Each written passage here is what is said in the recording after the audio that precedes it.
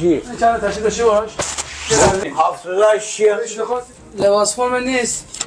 راننده شمایید؟ بله تو ماشین. من داخل ماشینه؟ بله بله. بگو خودش بیاد شما چرا اومدید؟ داخل من جا. آیا راننده اتوبوس؟ بله تشریف جلو؟ جا. لباس فرم نداری یا؟ تا بیجلوتر. لباس تو ماشین آقا. بیجلوتر آقا بیجلوتر.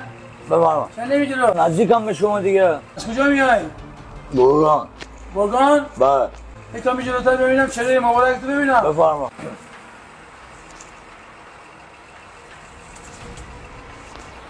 چیزی مصرف کردی؟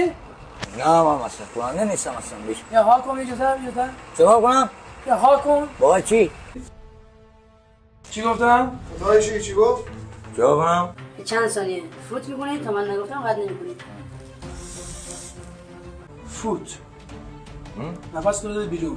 فوت کن. نه لبتو بذار روی این لوله.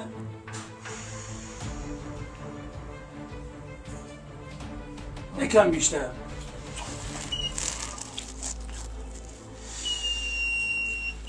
یه خورده بیشتر. برادر چه این کارا رو می‌کنی؟ چه کار کنم بابا خسته کردی من 2 ساعت من آقا من دیگه پشت فرمان نمیشینم دفترچه هم میخوام برم یه از اجازه بشی کجا می‌خوای بری؟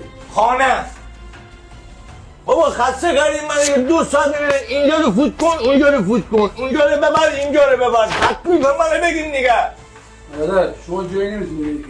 بابا من یک دانه کاور تنم نبود همین اشکال نداره.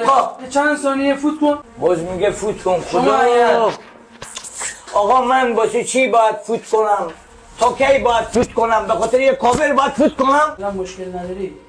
چرا فوت نمی‌کنی؟ بره من فوت کنم تا صبح برات فوت کنم واسه فلوت بزنم احسن تمام کاری نداشت که تا من برم واسه لازم تستشون تست بشون مثبت شد. 78 افتاده چیه؟ یه چیز بیهوشی چی؟ بیهوشی کجایی بیوشی؟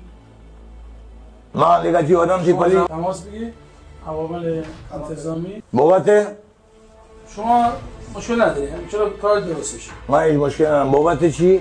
مورد خاصی نیست بابت چی؟ چند تشریف داشته باش چند لحظه تشریف داشته باشی اینجا بشین. بابت چی؟ کارت انجام بده.